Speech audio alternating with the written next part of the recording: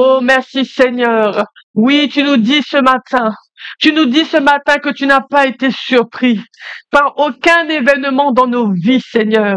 Merci parce que rien ne s'est passé en dehors de ton contrôle.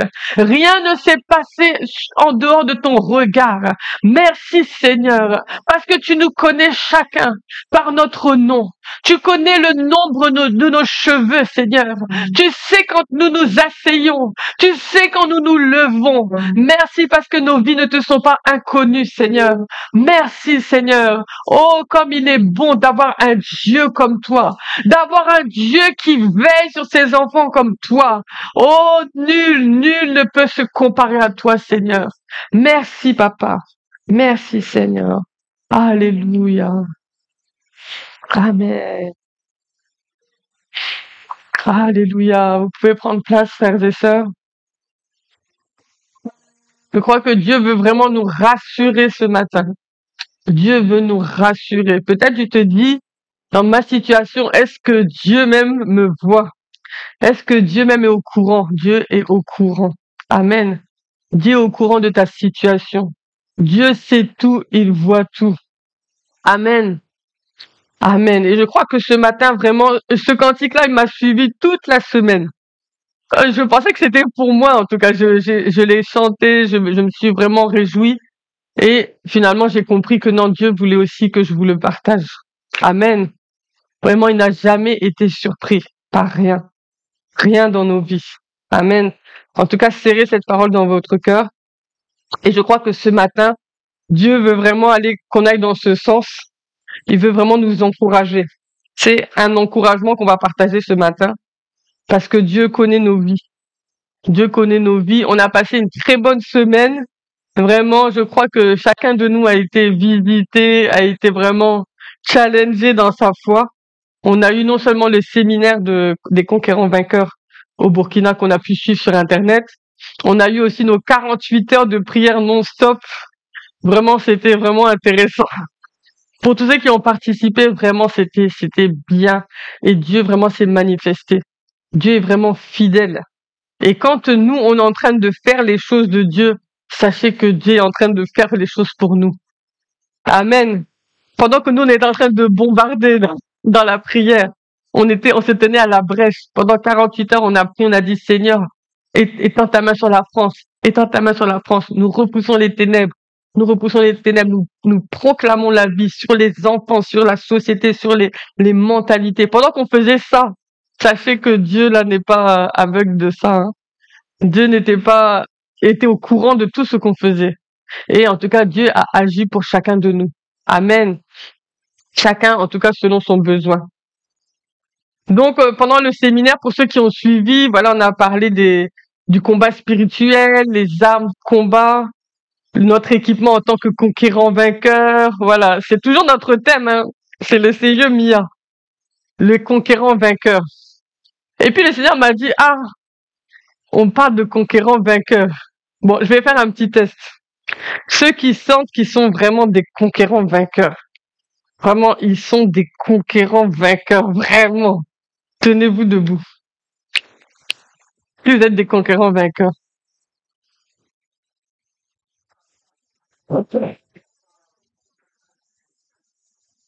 Après, je vais vous demander dans quoi vous êtes conquérants. Non. N'ayez pas peur. Amen. Ok, vous pouvez vous rasseoir. Voilà. Ma sœur, Lauriane, tu peux mettre la diapo. Alors, je pense qu'il y en a beaucoup vous voyez, il y en a qui se sont pas levés, il y en a qui ont hésité, il y a d'autres qui ont regardé, est-ce que les autres vont se lever? Alors, conquérant vainqueur. Souvent, on se pose la question, on se dit, voilà, on dit qu'on est des conquérants vainqueurs et tout ça, mais je vois les autres, ils sont des conquérants vainqueurs. Mais moi, quand je regarde ma vie, il y a des fois, c'est comme si moi, je fais du surplace. Encore pire même, il y a des fois, j'ai l'impression que je recule dans ma vie spirituelle. Je me sens pas fort. Je me sens pas aussi quelqu'un, voilà, qui va à la conquête, qui va à la guerre, qui va prendre des territoires. Je me sens pas comme ça. Est-ce que ça vous arrive de vous poser ce genre de questions? Voilà. Donc souvent on se pose ce genre de questions et on se dit, ah Seigneur, moi je veux bien, hein, tu as dit on est des conquérants vainqueurs, je veux bien, mais franchement, quand je regarde ma vie là, je ne vois rien de conquérant vainqueur là-bas. Donc, quand c'est comme ça, c'est comme si, voilà, on se sent défait en fait. On est comme un conquérant, mais on est défait. Quelqu'un qui est défait, un soldat qui est défait, c'est-à-dire toutes ces armes là sont posées par terre et lui il dit que ah franchement dit lui il va plus partir combattre. Lui il n'est même plus capable d'aller combattre. Donc faut pas lui demander de combattre. Lui il essaie de survivre déjà. Il essaie de survivre. Et donc on est là comme ça. Et quand c'est comme ça, voilà, toutes les pensées viennent dans notre cœur, on commence à murmurer. Des fois, on peut même se plaindre devant Dieu, on va dire, ah Seigneur, pourquoi les autres, je vois, ils sont des conquérants, mais pas moi? Pourquoi moi, dans ma vie, il y a toujours des problèmes? Pourquoi pour les autres, ça va, mais pas moi? Vous voyez, ça, c'est des phrases, on a tous déjà entendu ces phrases-là. Donc, je dirais que dans un premier temps, d'un côté, c'est bien, parce que on s'auto-évalue. Et je pense qu'un chrétien qui veut aller loin, il faut que de temps en temps, il s'assoit et puis il se pose des questions. Et puis il s'évalue. Il dit, ah, où j'en suis dans ma vie chrétienne? Parce que si on s'évalue jamais, on va croire que tout va bien. On va croire que non, moi je suis au top. Et puis un jour, on sera surpris quand c'est le Seigneur lui-même qui va nous auto-évaluer, qui va nous évaluer. Donc, avant que notre grand Dieu nous évalue, nous-mêmes évaluons-nous. Donc, c'est bon de s'auto-évaluer et puis de se dire, ah, où j'en suis? Est-ce que c'est ce que Dieu veut que je fasse, c'est ce que je fais? Est-ce que là où je suis, c'est là où Dieu veut que je sois? Est-ce que je suis en train de faire, c'est bon ou pas? Donc ça, c'est bon de s'évaluer. Mais d'un autre côté, je dirais que quand on s'évalue, il faut faire très attention. Il faut faire très attention, surtout dans ce genre de questionnement. Pourquoi? Parce que nous, on a vu ce que je vais dire, tout ce que je vais dire, on a vu ça cette semaine. Mais par la grâce de Dieu, je pense que Dieu veut s'adresser à nous, en particulier CIE France. Nous, on est en train de peut-être de voir nos situations et tout ça. Mais ça, la Bible aussi a une parole sur ça. La Bible nous dit que ça, il s'agit de quoi? De nos réalités. Et nous tous, on a des réalités. On a des réalités quelquefois financières. On a des réalités familiales. On a des réalités professionnelles. On a des réalités chacun. Et on n'a pas tous les mêmes réalités, c'est vrai. Parce que peut-être vous allez aller voir dans la vie de quelqu'un ses réalités, vous allez dire, ah, mais ça, c'est de la rigolade. Parce que moi, chez moi, là, si tu voyais ce que c'est, peut-être ton problème, c'est un problème de 50 euros. Moi, mon problème, c'est un problème de 10 000 euros. On n'a pas les mêmes réalités. Vous voyez? On n'a pas les mêmes réalités, mais tous, on a des réalités. Et si on regarde nos réalités, on va faire un constat et on va dire que c'est la catastrophe. On va commencer à dire que c'est la catastrophe dans ma vie. Moi, je n'avance pas. J'ai cru que ça allait, mais ça ne va pas. Tout ça, ce sont des réalités. Pourtant, nous, en tant qu'enfants de Dieu, on a vu que on ne doit pas vivre selon les réalités. Et c'est là que le monde va dire que, mais vous êtes fous. Vous êtes fous. Parce que nous, les enfants de Dieu, on a fait un choix. On a dit que nous, maintenant qu'on croit au Seigneur, maintenant qu'on s'est positionné en Christ, on refuse de vivre selon nos réalités. Et ça, c'est une folie, en fait. Nous, on va dire que non, quelle que soit ma réalité, je choisis de vivre selon la vérité et non pas selon ma réalité. Et ça, c'est un pas de foi. Parce que nous-mêmes, nous sommes des enfants de foi. Amen. On est des enfants de foi. On a décidé, même notre croyance en Dieu, là. Tout ça, c'est la foi. C'est pour ça qu'on dit qu'on est sauvé en espérance. Parce que qui est parti au ciel et puis revenir? Personne. C'est en espérance on est sauvé. C'est le jour où on va quitter la terre et puis on va rouvrir les yeux avec un corps glorifié dans une autre dimension, que là on va réaliser que ah ça y est, mon salut maintenant est effectif. Mais tant qu'on n'est pas parti là, notre salut là c'est en espérance. Vous voyez, donc tout ça, tout ce qu'on fait, on vient au culte, on prie Jésus, on jeûne, on fait tout ça, c'est la foi. C'est pour ça la Bible dit que mon juste, il va vivre par la foi. Tout ce qu'il va faire, c'est une histoire de foi. Tout est rempli de foi. Parce que sinon, humainement, ça n'a pas de sens. Mais c'est par la foi. C'est parce qu'on a su qu'il y a un auteur de la foi et nous, on s'est connecté à lui et on vit maintenant au travers de lui. Donc, c'est dans cette vie de foi que nous, on prend la décision de ne plus vivre selon nos réalités. On va dire oui, je sais. Oui, j'ai des problèmes financiers. Oui, j'ai des problèmes de travail. Je n'arrive pas à avoir un travail. Tout ça, c'est mes réalités. Mais moi, je m'appuie sur le Dieu de vérité. Le Dieu qui a dit que moi, il pourvoira à mes besoins. Je m'appuie sur lui. Celui qui a dit que si je travaille pas, je pourrais pas manger. Je m'appuie sur lui. Vous voyez? Et là, on se positionne et on dit non, moi, je décide de vivre selon la vérité de Dieu. Et de ne pas croire, enfin, non pas que je renie, mais de ne pas vivre selon mes réalités. Parce que si vous vivez selon vos réalités, déjà, vous allez commencer à regarder tout ce qui se passe autour de vous. Vous allez voir déjà vos situations. Vous allez commencer à regarder les infos, écouter les gens parler, regarder la télévision, tout. Et si vous vous nourrissez de tout ça, là, à la fin, là, vous êtes contaminé. Vous êtes contaminé. Vous commencez à parler comme les gens du monde. Ah, ici, c'est là, on est foutu, oh. Le pays, ça va pas. Hein. C'est la crise. Il y a même plus de travail, le chômage. Vous-même, vous vous surprenez en train de parler comme ça. Et puis les gens parlent comme ça, vous vous dites, oui, c'est vrai. Oui, de toute manière, tout ça, c'est à cause du président. Vous vous surprenez à être contaminé par les gens, à être contaminé même par la pensée de ce monde. Alors que non, on est dans ce monde, mais nous, on n'est pas de ce monde. Hein. Ça, là, faut pas qu'on se trompe. Faut pas qu'on se trompe, qu'on se laisse contaminer. Nous, on vit selon la vérité que Dieu nous a donnée et on a choisi de croire à cette vérité. Et ça, on a vu cette semaine que ça, il s'agit d'une bataille. Bon, effectivement, nous sommes des conquérants vainqueurs. Mais ça, c'est une bataille, c'est la bataille des pensées. Amen. On peut dire la guerre des pensées. Donc, ça, en tant que conquérant vainqueur, on a affaire à ça premièrement. Et le papa Karambiri nous a bien enseigné dessus. On a affaire tous à la guerre des pensées. Et la guerre des pensées va déterminer quel genre de chrétien on va être. Est-ce qu'on va être un chrétien yo-yo, comme on dit souvent, un chrétien vraiment sauvé au travers du feu, comme on en a déjà parlé.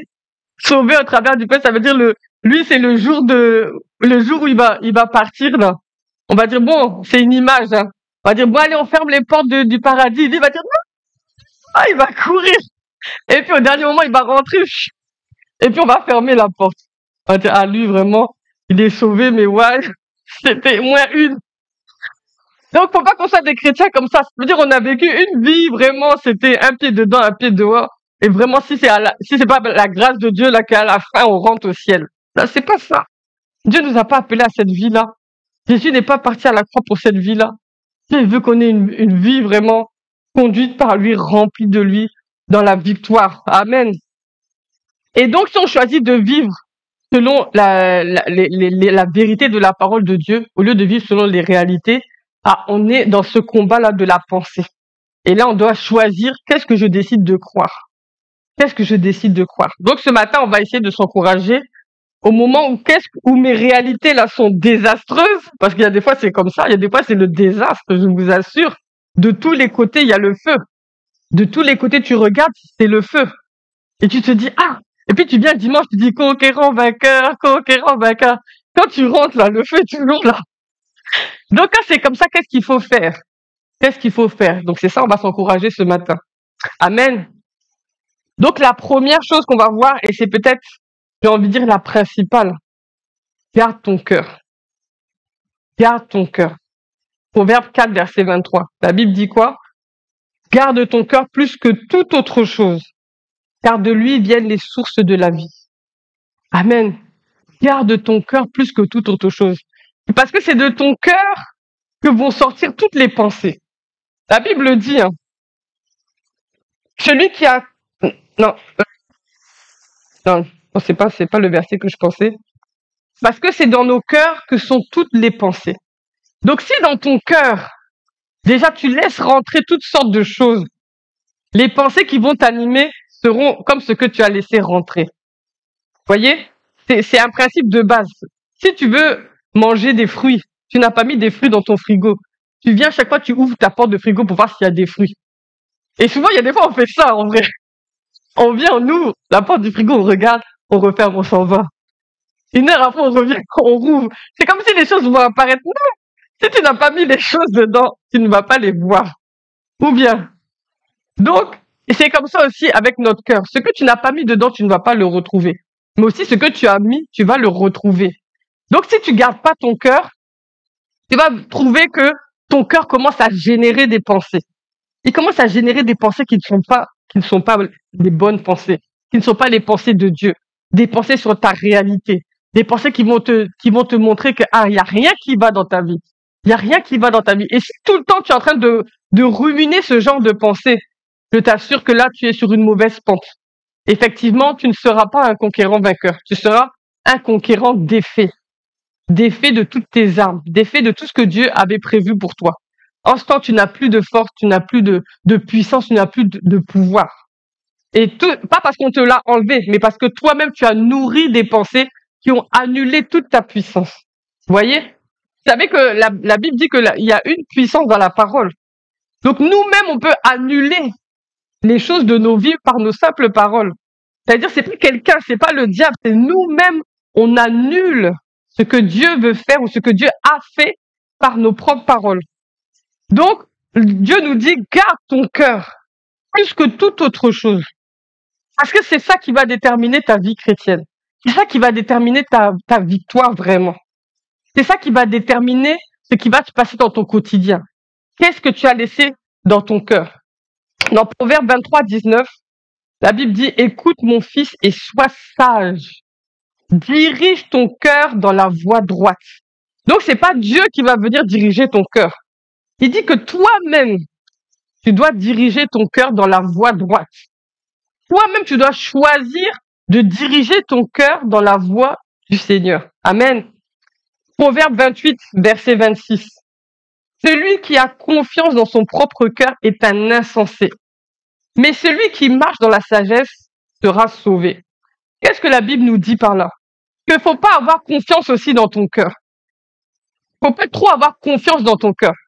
Il y a des gens, ils vivent que par leur cœur. Je dis par le cœur, ils vont vivre selon les émotions. Aujourd'hui, je me sens pas trop bien. Je pense que je vais rester à la maison, je vais pas partir à l'église. Aujourd'hui, je sens que j'ai pas trop d'amour pour mon conjoint. Je peux même pas lui parler, j'ai même pas envie de voir ça, son visage. Vous voyez? Et puis, on va marcher selon nos émotions. Tous les jours, ça change. Une heure, c'est comme ça, l'heure d'après, c'est comme ça. Nous, on est des enfants de Dieu, on ne doit pas marcher aussi selon les émotions de notre cœur. Amen. Donc, c'est en ce sens que la Bible dit, n'aie pas confiance dans ton propre cœur. Et vous avez vu, on a étudié les dons spirituels. On a dit, attention, même dans l'exercice des dons spirituels, on peut se tromper. On est faillible. Donc, c'est la même chose pendant qu'on est en train de recevoir des choses dans nos cœurs. Ce n'est pas tout qui vient de Dieu. Les émotions qu'on ressent aussi, ce n'est pas tout qui vient de Dieu. On est d'accord. C'est pour ça que la Bible dit de ne pas avoir trop confiance dans ton cœur. Ton cœur même peut te pousser même dans des relations qui ne sont pas du Seigneur. Qui ne sont pas du Seigneur. Et je pense que nous tous, on a eu des expériences où après on s'est rendu compte que ça là, c'était pas de Dieu, hein. C'était pas de Dieu. Moi, j'ai vécu tellement d'expériences dans ce sens-là où mes émotions disaient mais oui, mais oui, mais oui. Au fond, il y avait la voix du Saint-Esprit. Je disais non. Mais j'ai écouté d'abord mes émotions. J'ai déjà témoigné de ça. Avant de rencontrer Pasteur, j'avais rencontré un frère. Et puis, j'étais persuadée que c'était mon mari. Donc, j'ai avancé dans la relation parce que je l'aimais, parce que j'avais des sentiments, parce que tout était beau, tout était parfait. C'était comme un film. C'est comme un rêve. Donc, j'ai avancé. Mais au fond de mon cœur, il y avait la voix du Saint-Esprit qui disait, c'est pas lui ton mari. C'est pas lui ton mari. Mais j'ai étouffé cette voix parce que je suivais mon cœur. Au lieu d'écouter le Saint-Esprit, j'avais préféré écouter mes émotions. Jusqu'au moment où, comme vraiment, quand on aime le Seigneur, Dieu ne nous laisse jamais tomber. Et comme chaque fois, en parallèle, je priais, j'invoquais la volonté de Dieu dans ma vie, j'invoquais le règne de Dieu. Dieu ne m'a pas laissé tomber.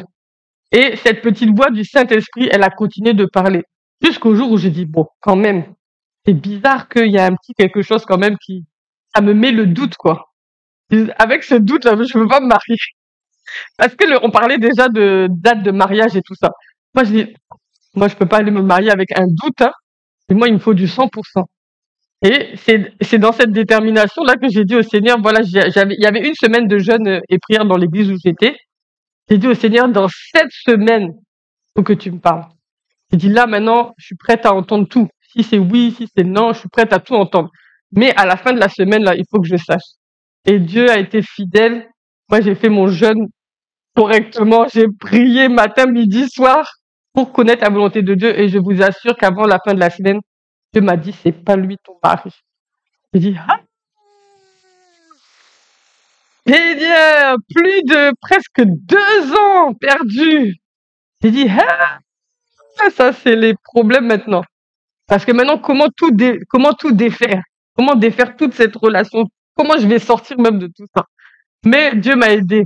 Dieu m'a aidé et puis je suis sortie. Ah, c'était pas facile, mais je suis sortie. Je suis sortie pour la vie. Amen. Sortie pour la vie. Et pour m'encourager, là je dis ça peut-être à quelqu'un, pour m'encourager juste à la fin que j'ai parlé au frère et que j'ai dit non, là vraiment c'est terminé et que lui il m'a tout sorti, tout dit. La nuit, Dieu m'a donné un songe. Et dans ce songe, j'étais dans une gare. Et puis, je courais pour attraper le train. Et c'était comme les métros. Il y avait des métros qui allaient à gauche, des métros qui allaient à droite. Et moi, je courais, je suis arrivée dans la gare. Je me suis dit, mince, c'est lequel que je dois prendre? Et puis, en une fraction de seconde, j'ai dit, bon, de toute façon, il faut décider. Et puis, j'ai couru, j'ai commencé à monter des escaliers pour aller prendre le métro qui allait à droite, enfin, le train ou le métro. Et je courais, je montais les escaliers. Au moment où j'allais monter dans le train, c'est comme si j'ai eu une révélation que c'était pas celui-là, c'était l'autre. J'ai dit, ah! Et donc, comme je me suis reculée, le train s'est fermé et puis il est parti. L'autre, dans l'autre sens aussi, il a fermé et puis il est parti. Me voilà comme ça, j'ai dit, j'ai dit, laisse tomber, j'ai raté mon train comme ça. Et puis j'étais toute triste. Je commençais à redescendre les escaliers maintenant pour me diriger vers le bon escalier pour aller dans le bon train. Donc, je devais attendre le prochain maintenant. Et pendant que je marche, j'étais triste. J'ai dit, vraiment, j'ai tout gâché. Et puis le Seigneur, dans mon songe, me dit, non mais, pourquoi tu es triste? Le plus important, c'est d'aller dans la bonne direction, là. Après, je dis, ah ouais, c'est vrai, hein. Et puis, et puis, ma tristesse s'est changée un peu en joie. Et puis, je suis partie pour aller prendre le bon train. Et puis, je me suis réveillée. Le Seigneur m'a dit, tu vois, ça, c'est ta situation. Il m'a dit, faut pas être triste à cause de ce qui s'est passé. Faut être contente que tu vas dans ma volonté. J'ai dit, ah, et ça m'a gardé. Quand le frère est revenu parler, quand moi-même j'étais faible, je voulais retourner, tout ça, ce songe-là m'a gardé dans la volonté de Dieu. Et puis, c'est comme ça, les choses ont évolué, et puis, Dieu a continué son chemin avec moi. C'est pour dire que, vous voyez, Dieu dit de ne pas avoir même confiance. Ne pas avoir confiance dans ton cœur. Parce que ton cœur peut te dire, non, j'ai à cœur de faire ci, j'ai à cœur de faire ça, mais ça vient pas de Dieu. Forcément, en tout cas. Dieu dit, donc, fais attention, celui qui a confiance dans son propre cœur est un insensé. Mais celui qui marche dans la sagesse sera sauvé. Amen. Et comme David, on peut dire au Seigneur régulièrement, dans le psaume 139, verset 23, 24, sonde-moi, ô Dieu, et connais mon cœur. Ça, c'est une prière qu'on doit faire chaque fois. Tu peux pas passer une semaine, tu n'as pas prié cette prière. Sonde-moi, ô Dieu, et connais mon cœur. Éprouve-moi et connais mes pensées. Regarde si je suis sur une mauvaise voie et conduis-moi sur la voie de l'éternité. Ça, c'est notre prière. J'ai envie de dire, c'est notre prière quotidienne. Quand on vient devant Dieu, on doit dire, ah Seigneur, toi, tu me connais. Tu connais ma vie. Regarde mon cœur, regarde mon cœur. Dis-moi tout ce qui est mauvais là. Je veux m'en débarrasser. Dis-moi tout ce qui ne te plaît pas. Dis-moi. Tout ce qui n'est pas dans ta volonté. Dis-moi. Sonde-moi. Montre-moi ta volonté et je vais y rentrer. Amen. Donc c'est en ça que Dieu nous dit de garder notre cœur. Et ça, c'est un travail que nous-mêmes, on doit faire. Quelqu'un ne va pas venir le faire. Dieu dit, toi, garde ton cœur. Garde ton cœur. Et en gardant ton cœur, tu vas éviter de te retrouver défait. Tu vas éviter de te retrouver dans le découragement total. Parce que le découragement, il arrive d'un cœur qu'on n'a pas gardé en réalité. On n'a pas gardé notre cœur et on se retrouve découragé à zéro, à plat. C'est parce qu'on a laissé notre cœur être ouvert à des mauvaises choses. Et notre cœur a été pollué. Notre cœur a été pollué, comme je disais tout à l'heure, par ce qu'on a entendu, ce qu'on a vu. Prends l'exemple. Ceux qui sont mariés vont bien comprendre ce que je veux dire. Tu as un problème avec ton conjoint. Vous êtes disputé. Comme les jeunes disent, vous vous êtes fighté. Vous êtes bien parlé. Vous terminez la dispute. Toi, tu t'en vas, surtout les sœurs, hein. Tu vas, bon, je vais aller regarder un film. Et puis tu regardes un film romantique. Tu regardes un film romantique, voilà, une comédie avec de l'amour, tout. Tu regardes ça. Quel sentiment ça va produire en toi? À dire, voilà! Et comme si mon mari devait être. Mais lui, là, c'est vrai ou c'est pas vrai? Mais oui! Tu vas dire, voilà! Si moi j'avais un mari comme ça, là, j'étais heureuse. Ouais, si c'est un frère, il va dire, ouais! Bon, mais c'est plus les femmes qui aiment ce genre de film, donc je vais pas prendre l'exemple des frères. Mais, tu vois, parce que tu as regardé quelque chose, la chose là t'a pollué. La chose t'a influencé. Et elle t'a fait croire que c'est ça qui est la vérité. Pourtant, l'homme là, il est en train de faire du ça. Si c'était dans sa vraie vie, là, tu n'allais voir que lui, là, jamais il va faire ça. Mais là, on lui a dicté chaque pas, chaque regard, chaque chose qu'il doit faire. Et toi, tu vois, tu dis, ouais, mais lui, c'est le meilleur des maris. Non, il n'existe pas. Il n'existe pas. Tout ça, c'est faux. Ça n'existe pas. Hollywood a détruit même vraiment beaucoup de mariages. Parce que les gens regardent et ils pensent que ça existe. Ça n'existe pas. Tous les couples qu'on voit dans Hollywood, là, ça n'existe pas. Là, c'est de l'imaginaire. C'est ce que les gens auraient voulu. Et c'est ça, ils ont mis dans le film. Et nous, on regarde ça. Et puis, on compare avec pour nous. Puis on dit, ah, vraiment, moi, mon couple, là, c'est trop nul par rapport à eux. Mais non, c'est un vrai couple qui est vrai. Eux, là, c'est eux qui sont faux. Vous voyez? Donc, il faut faire attention parce que tout ça, ça nous pollue. Et puis, on commence à croire à tout ce qu'on voit et ça nous influence. Donc, il faut pas être étonné quand c'est comme ça. On est aussi surpris parce que, imaginez ça, c'est le monde. C'est les films, tout ça, c'est le monde. La pensée dans le monde, la société, ça, c'est le monde. Et puis, quelquefois, le monde va rentrer dans notre cœur. Vous voyez? Parce qu'on s'est laissé tellement influencé par le monde pendant toute la semaine. On a écouté des choses, on a vu, on a laissé beaucoup de choses rentrer dans nos cœurs et ça nous a influencé jusqu'à le monde a commencé à rentrer dans notre cœur. Après, on vient à l'église et puis on est surpris qu'il y a quelqu'un qui réagit comme dans le monde. On dit, c'est un chrétien. Regardez ce qu'il a fait. Moi, j'ai voulu m'asseoir là. Il m'a poussé, puis piou, il s'est assis. Hein? À l'église. Hey, vous voyez ça?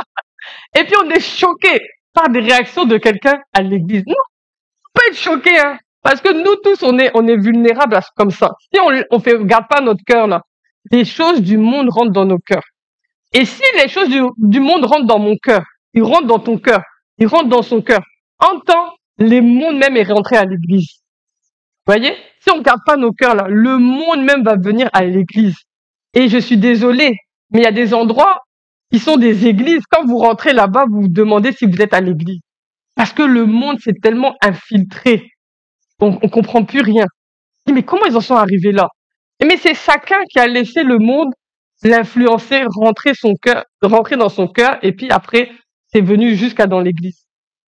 Donc, si tu veux te protéger, si tu veux garder ton cœur, une des choses que tu peux faire, entoure-toi de l'atmosphère du royaume. Et il y a plusieurs manières de le faire.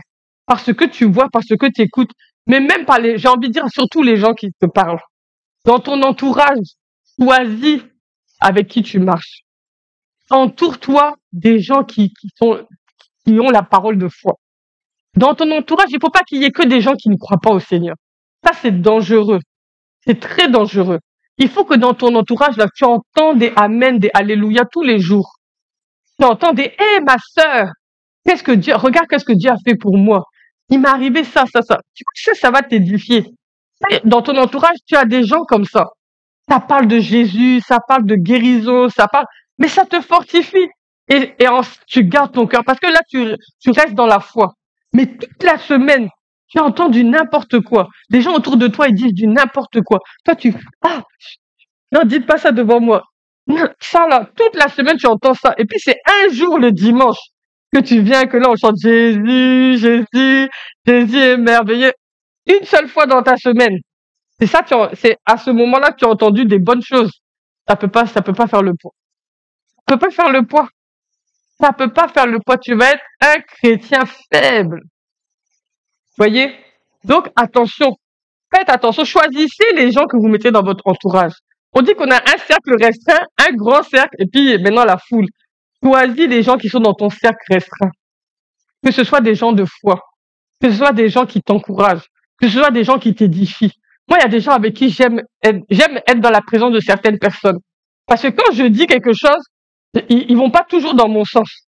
Ils vont parler, même si je commence à dire une parole un peu découragement, ils vont dire, non, mais, Pasteur Eve, Je dis, ouais, c'est vrai. Ça, j'aime les personnes comme ça parce que c'est des gens qui te challengent. Vous voyez? Donc, entourez-vous de personnes comme ça. Et souvent, si on regarde avec qui tu marches, on va savoir où tu en es. Parce que les gens qui sont dans la rébellion, là, ils vont marcher avec des gens dans la rébellion. Les gens qui sont des murmureurs, ils vont marcher avec les autres murmureurs. C'est vrai ou c'est pas vrai? C'est vrai. Donc, choisis les gens avec qui tu vas marcher. Et ils vont t'élever au lieu de te reculer, au lieu de te rabaisser, ils vont te pousser vers en haut. Ils vont te pousser vers ton Seigneur. Amen. Donc, on a dit, garde ton cœur, garde tes pensées. Et ce qui nous guette, nous, ici en France, quand on dit de garder son cœur, là, c'est les pensées de la dépression. Et je vous assure que ça, c'est un fléau. En Afrique, ils n'ont pas ce problème, j'ai envie de dire. C'est une autre dimension. C'est une autre dimension. Il y a des gens aussi qui sont attaqués par ça, mais ils sont pas attaqués pareil que ceux qui sont ici en France. Pourquoi? Parce que déjà, l'éducation est différente. En Afrique, là, on éduque à la dure. On éduque à la dure. Donc, même quand tu es enfant, là, on va te brimer, on va faire tout. Si tu pleures, là, c'est ta situation même est plus grave. Non, on va t'endurcir quelque part. Mais pas ici. Ici, c'est pas comme ça. Et nos enfants ne sont pas aussi élevés comme ça. Et ça, faut le savoir. Nos enfants aussi sont exposés à la culture ici. Moi-même, je suis née ici. Donc, moi-même, je suis née dans cet environnement. Mais bon, comme j'avais des parents quand même africains, bien, ils ont mis aussi leur soupe dedans. Mais c'est pour dire, on est tous exposés. Parce que maintenant, on habite ici, on vit ici, nous sommes des Français, on est exposés. Et la dépression ici, c'est un esprit. Il faut savoir que c'est un esprit. Et cet esprit-là, il attaque. Il attaque les gens. Et donc, si tu gardes pas ton cœur, cet esprit-là va tôt ou tard venir t'attaquer. Il va te ramener des pensées. Et les pensées que nous tous, on connaît. Parce qu'on a tous eu à lutter contre ces pensées. Ah, personne ne t'aime. Ah, tout le monde est contre toi. Ah, de toute manière, toi, tu as raté ta vie. Regarde les autres. Et regarde toi. Toi, tu as raté ta vie. Ou alors, il y a tout ce qui est bon, là, c'est pour les autres. Il n'y a rien de bon pour toi. Toi, là, il n'y a rien. Il n'y a rien même pour toi. Vous voyez, tout ça, c'est des pensées. Si tu acceptes ces pensées, si tu les laisses rentrer dans ton cœur, elles vont s'installer en toi. Tu vas les ruminer. Tu vas les nourrir. Elles vont grandir. Elles vont s'installer dans ta vie pour les faire sortir là, comme ça. Vous voyez? Parce que l'esprit de dépression, c'est un esprit. Donc, il y rentre facilement, mais il va pas ressortir aussi si c'est pas par la puissance du nom de Jésus-Christ. Vous voyez? Donc, c'est à nous de nous protéger aussi, de ne pas laisser que les constats de dire, ah non, il y a, dans ma vie, c'est voilà les réalités et tout ça. Ne regarde pas les réalités. Continue de regarder au Seigneur. Continue de fixer tes regards vers le Seigneur. Et laisse-le s'occuper de ta situation. Là, tu vas garder ton cœur. Amen. Et quand on parle d'un esprit, c'est ça, on dit le combat spirituel. C'est ça le combat spirituel du conquérant vainqueur. Tu luttes contre les pensées, tu luttes aussi contre les esprits. Parce que les esprits, là, c'est ça, ils vont t'amener. L'esprit de dépression, c'est un esprit. Et on lutte contre un esprit avec un autre esprit. Vous voyez? Tu peux pas lutter contre l'esprit avec tes paroles comme ça en l'air. Non, je suis pas d'accord. Ou bien, dans le monde, on va dire non, si tu as une pensée, remplace-la par une autre pensée, des choses comme ça. Ça, c'est des moyens humains. Mais nous, on sait que la dépression, là, c'est pas les médicaments, c'est pas tout ça, ça peut aider. Mais la guérison en elle-même, là, elle va venir de Dieu au travers du Saint-Esprit. Amen. Elle va venir de Dieu au travers du Saint-Esprit. Donc, c'est esprit à esprit. Et c'est là, on parle de combat spirituel. Et dans ce combat-là, il faut savoir quelle est ton arme principale. C'est le revêtement du Saint-Esprit. Ça, c'est clair. Sans le revêtement du Saint-Esprit, tu es vulnérable. Ton cœur est vulnérable. Et tu es vulnérable à ce genre de démons comme la dépression. La Bible nous dit, revêtez-vous, Éphésiens 6:11. Revêtez-vous. Le Seigneur ne va pas venir vous revêtir vous-même. Revêtez-vous de toutes les armes de Dieu afin de pouvoir tenir ferme contre les ruses du diable. Amen. Revêtez-vous, le revêtement du Saint-Esprit. Et ça, on en a parlé toute la semaine. Si on parle du conquérant vainqueur, de ses armes, la première arme du conquérant vainqueur, c'est le revêtement du Saint-Esprit. Maintenant, imagine, c'est que le revêtement du Saint-Esprit, c'est comme un scaphandre que Dieu te donne. C'est un scaphandre par balle, plus que un gilet par balle. Quel que soit ce qu'on t'envoie là, ça peut pas rentrer. Amen. C'est-à-dire que toi, tu marches comme ça, mais le scaphandre là, il a ta taille, il a ta forme. C'est mieux que tous les super-héros. Toutes les combinaisons de super-héros. Il a ta forme. Tu as un revêtement qui ne se voit pas à l'œil nu. Ça se voit pas à l'œil nu, mais tu as un revêtement par balle, anti-balle, anti-flèche de l'ennemi, anti-trait enflammé de l'ennemi. Et si tu fais attention à ce revêtement, tu protèges ce revêtement, tu le renouvelles, tu le nettoies, tu l'astiques, tu fais tout pour qu'il soit toujours impeccable et fonctionnel, on peut pas t'atteindre. Amen. On peut pas t'atteindre. C'est la Bible qui le dit. Tout ce que tu dois faire, c'est garder ta communion et protéger cette communion avec le Saint-Esprit. Amen. Je vais terminer avec la partie de garder son cœur. Il faut faire aussi, quand on dit qu'on doit garder son cœur, il faut aussi faire attention. On a dit on doit faire attention à ce qui rentre. On doit faire aussi attention à ce qui sort. Ça, on n'a pas changé encore. On doit faire attention à ce qui sort. Quelles sont les paroles qui sortent de nos bouches? La Bible dit dans Proverbe 4, verset 24, « Écarte de ta bouche la fausseté, éloigne de tes lèvres les détours. » Amen. Je répète, écarte de ta bouche la fausseté, éloigne de tes lèvres les détours.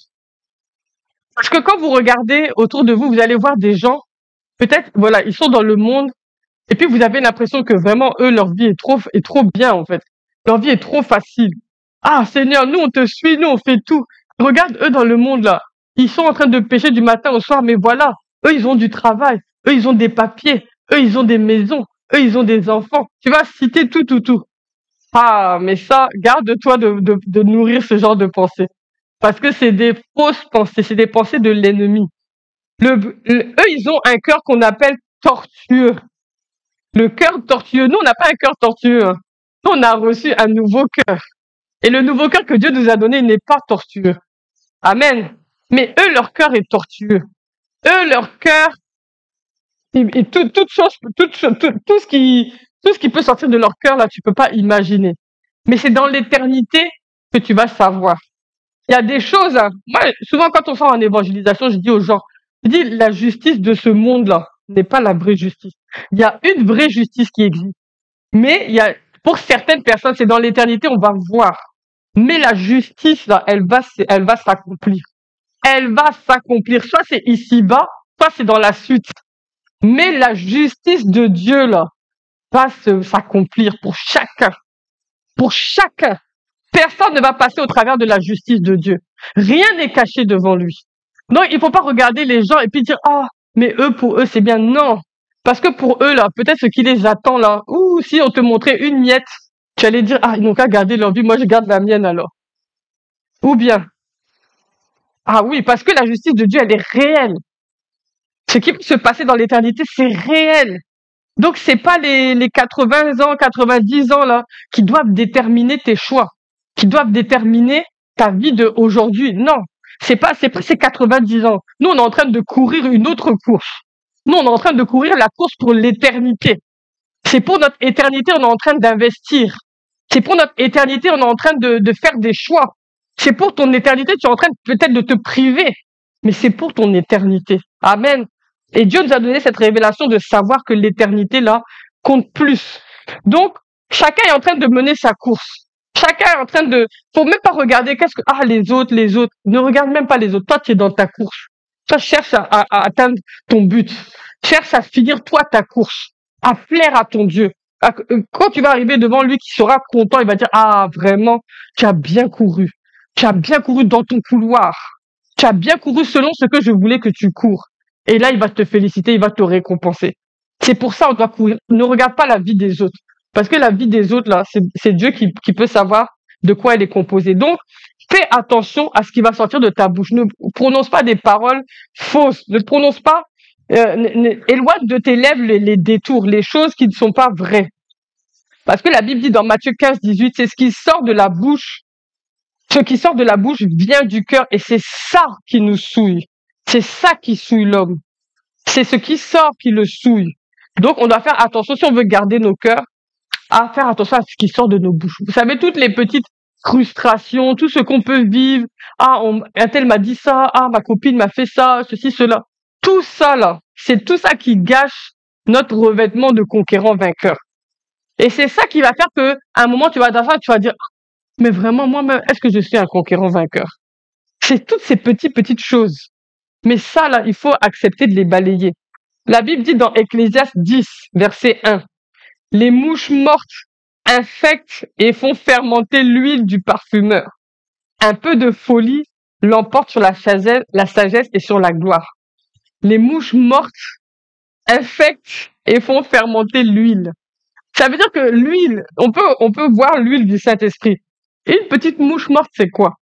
C'est-à-dire quelqu'un t'a fait, on va dire, un mauvais coup. Toi, tu veux pas pardonner parce que vraiment tu es choqué, tu es déçu, tu es tout ça. Et puis ça devient une petite mouche morte dans ton huile. L'huile que Dieu t'a donnée, l'huile du Saint-Esprit, c'est une petite mouche morte qui est là parce que tu as refusé de t'en débarrasser tout de suite. Mais la Bible dit que cette mouche morte-là, elle va faire fermenter toute l'huile. Elle va infecter toute l'huile. Et tu seras étonné des conséquences. Parce que en temps, l'huile va commencer à sentir mauvais. Vous voyez? Donc, tu es toujours chrétien, tu as toujours le Saint-Esprit, mais il y a quelque chose qui ne va pas. Parce que c'est des petites mouches mortes qui ont l'air de rien, mais qui infectent ta vie chrétienne.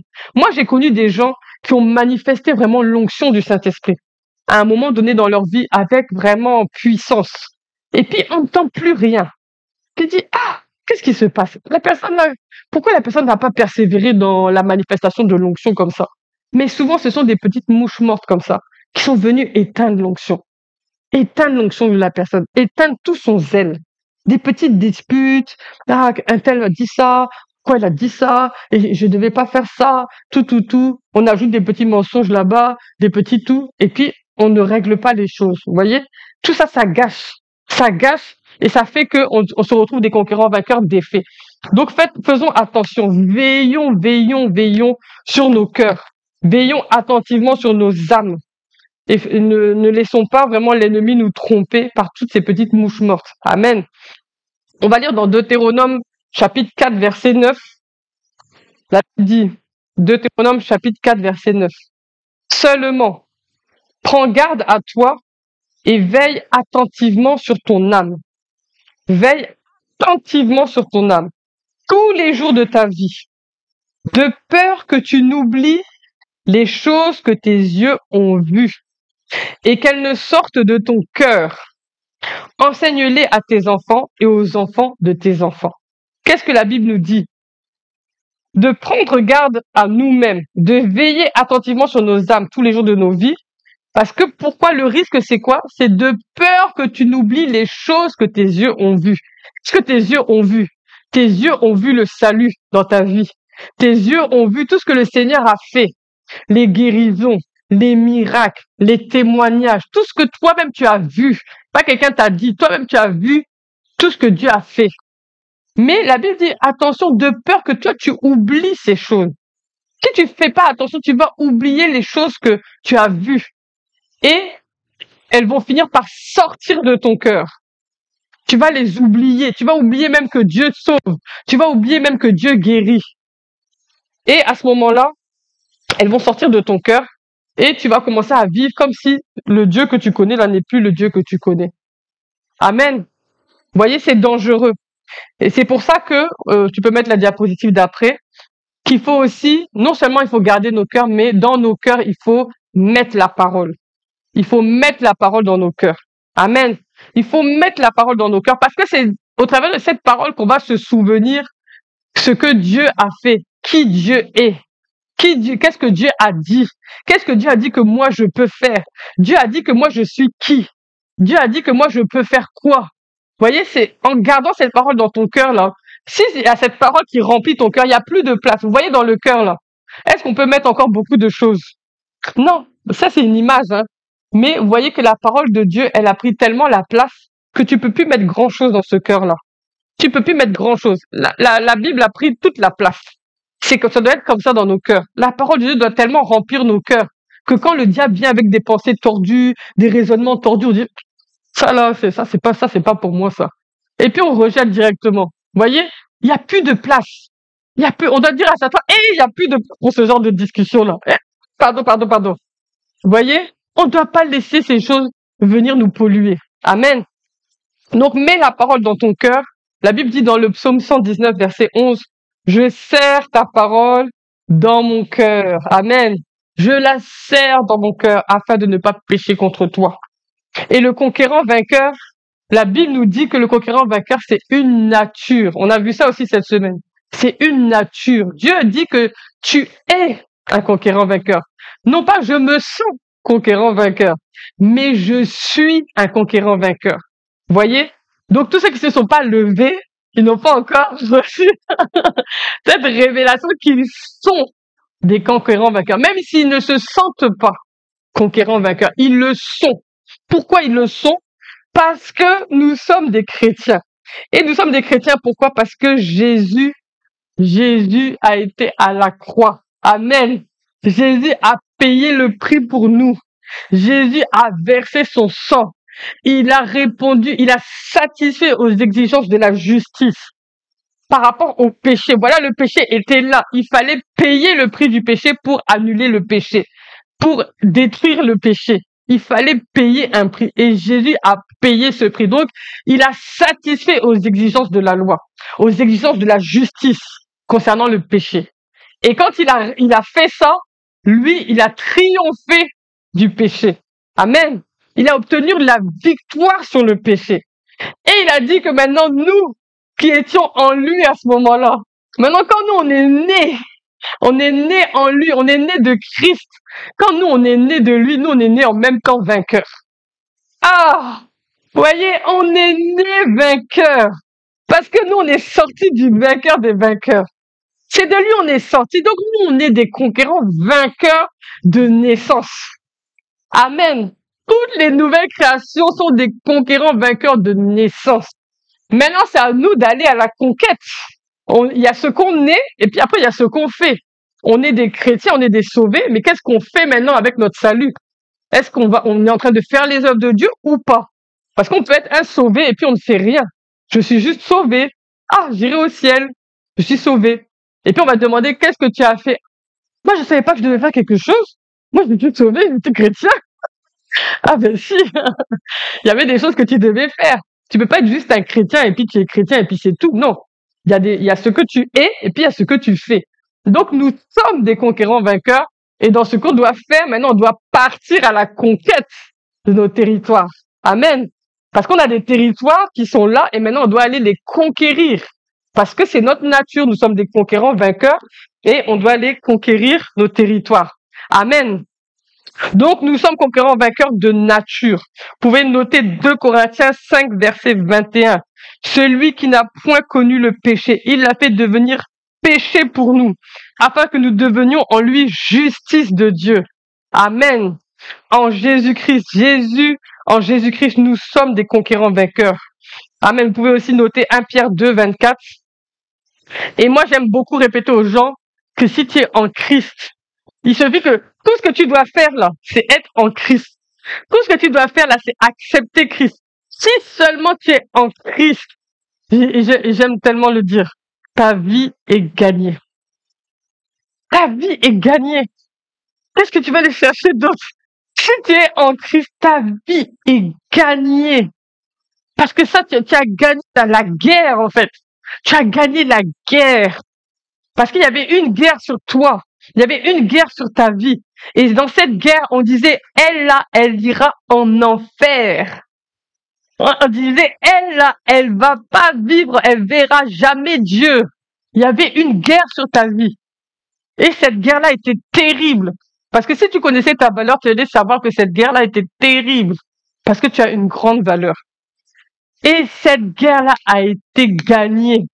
On a dit, il n'y a pas moyen. On t'a pris dans le péché. Le Seigneur a mis sa main loin dans la boue. Il t'a tiré par les cheveux, là, et puis il t'a sorti. Amen. Il t'a sorti du péché. Et puis il a dit, c'est terminé, tu n'es plus dans ce royaume-là. Et il t'a transféré dans son royaume. Il a dit, c'est fini. Il t'a lavé bien, bien, propre. Et il a dit, c'est fini. Toi, là, toi et l'ancien royaume, là, c'est terminé. Ils peuvent même plus faire quelque chose sur toi. Ils peuvent même pas s'approcher de toi-même. Ils peuvent même pas même arracher ton cheveu. Rien. Donc le combat, là, de ta vie est gagné. Si tu es en Christ seulement, là, ta vie est gagnée. Amen. Maintenant que tu es dans le bon camp, tu es gagné, ta vie est gagnée, faut pas t'inquiéter. Tout le reste, là, c'est le chemin du conquérant vainqueur. C'est des batailles, mais ce n'est plus la guerre. Amen, c'est des batailles que tu vas mener. Mais les batailles, là, c'est l'ensemble de toutes les batailles qui font la guerre. Toi, tu sais qu'à la fin, de toute manière, la guerre est gagnée. Maintenant, toi, tu vas mener les batailles dans lesquelles Dieu va te conduire. C'est tout. Mais sinon, tu es déjà un conquérant vainqueur. Et ça, il faut le savoir. Il faut le savoir. Et il faut savoir que ça, c'est la vraie vie. C'est ça qui est notre vraie vie. Tout le reste, c'est des à côté. Tout le reste, là, c'est des à côté. Amen. La diapo suivante. Quand je dis que tout le reste, c'est des à côté, souvent, on a besoin de savoir où on est. Vous voyez, j'ai marqué « élève-toi ». Élève-toi. Maintenant que tu es convaincu, tu sais, élève-toi. Tu vas t'élever où? Éphésiens, chapitre 2, versets, je vais dire de 5 à 7. Nous qui étions morts par nos offenses, nous avons été rendus à la vie avec Christ. C'est par grâce que vous êtes sauvés. Il a fait quoi? Il nous a ressuscités ensemble et nous a fait asseoir ensemble dans les lieux célestes en Jésus-Christ, afin de montrer dans les siècles à venir l'infinie richesse de sa grâce par sa bonté envers nous en Jésus-Christ. Amen. Dieu dit que il nous a fait asseoir avec Christ dans les lieux célestes. Il n'y a pas longtemps, j'ai demandé à une jeune qu'on prépare pour le baptême, qu'est-ce que ça veut dire? Elle a dit, bon, s'asseoir dans les lieux célestes, ça veut dire qu'on est sauvé. J'ai dit, bon, pas tout à fait. Après, elle m'a donné une autre version, j'ai dit, bon, je vais t'expliquer. Quand on dit qu'on est assis avec Christ dans les lieux célestes, ça veut dire quoi? Quand on a été sauvé, on va prendre d'abord Jésus. Jésus, lui, quand il est mort, il a été ressuscité. Et quand il a été ressuscité, Jésus qui avait quitté le ciel, qui avait quitté la gloire, venir sur cette terre, comme disait tout à l'heure l'assistant pasteur Jonathan, il s'est dépouillé. Il s'est dépouillé de sa gloire. Il s'est dépouillé de toute sa grandeur. Venir s'humilier pour rentrer dans le corps d'un être humain. Il a vécu toute l'ignominie de la croix, toute la mort de la croix. Et il a satisfait, comme je disais, aux exigences de la justice concernant le péché. Quand il est mort, parce que lui, il n'avait pas péché, parce que c'est nos péchés, c'est de nos péchés dont il s'est chargé. À cause de ça, il ne pouvait pas rester dans la mort. Parce que c'est l'âme qui pêche qui mourra. Donc il est mort, mais il ne pouvait pas rester dans la mort. Et comme il a satisfait aux exigences de la justice, le Seigneur a envoyé le Saint-Esprit le récupérer. Amen, récupérer son âme. Et Jésus est ressuscité. Il est sorti de la mort. De mort qu'il était, il est devenu vivant. C'est pour ça qu'on l'appelle le vivant. Jusqu'à aujourd'hui, Jésus est vivant. Amen. Il est le vivant des vivants. Donc quand il est ressuscité, il est retourné reprendre maintenant sa position céleste. Amen. On dit où? Dans les lieux célestes. Et donc, Dieu nous dit que nous qui croyons en Christ, nous, on a vécu le même chemin que lui. Parce que nous, on est sortis de lui. Donc, au moment où lui, il est mort, nous aussi, on est morts. Amen. Au moment où il est ressuscité, nous aussi, on est ressuscités. Au moment où il est parti s'asseoir dans les lieux célestes, nous aussi, on est parti s'asseoir dans les lieux célestes. Amen. Vous allez dire, non, mais moi, j'ai pas bougé de la terre, moi.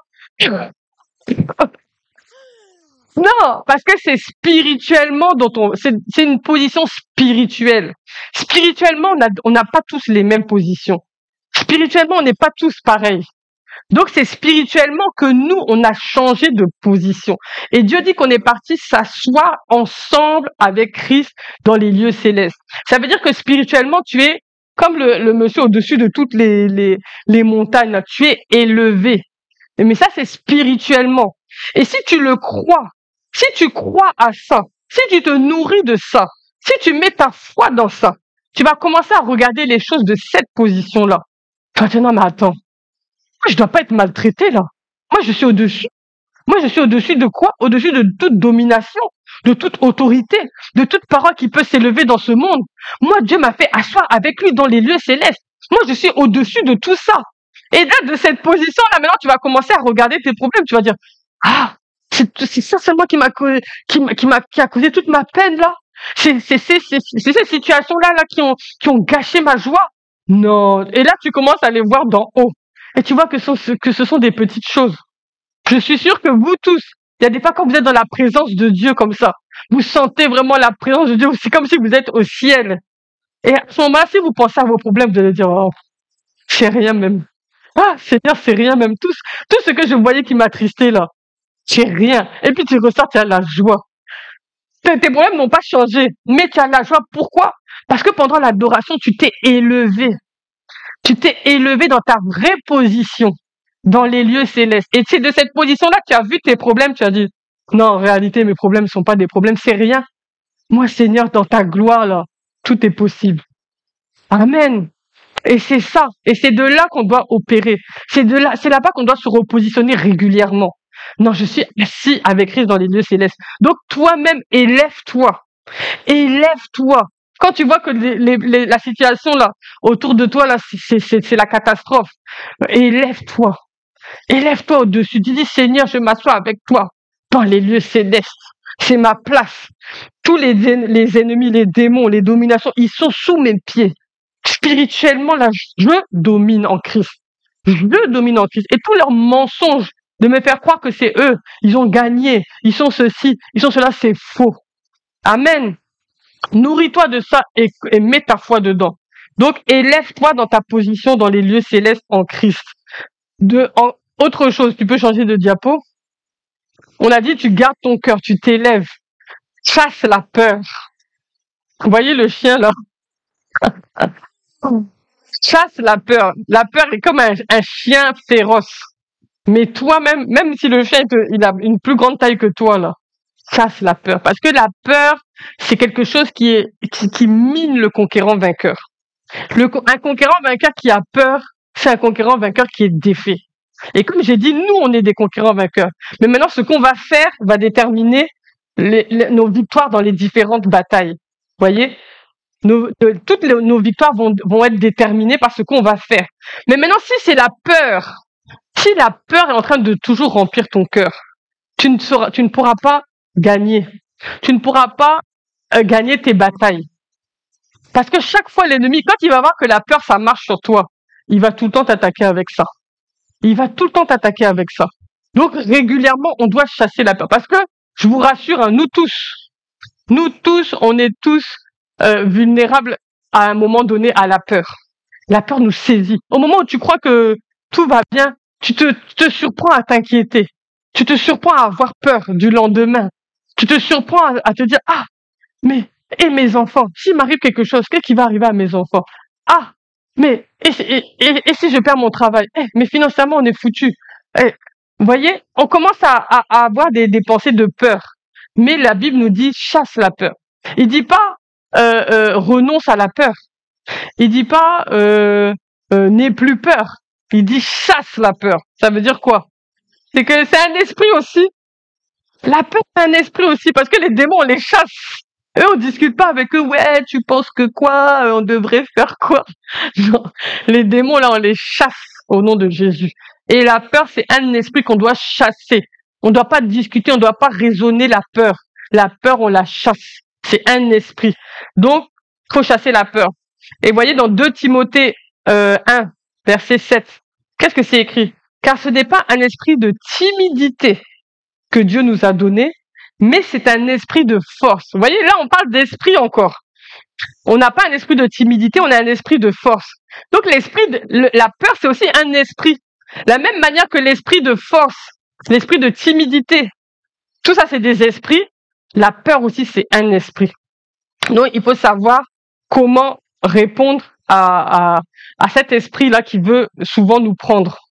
Il faut accepter d'aller au nom de Dieu. Moi, j'ai envie de dire, si tu marches par la peur, là, tu ne vas pas voir la puissance de Dieu dans ta vie.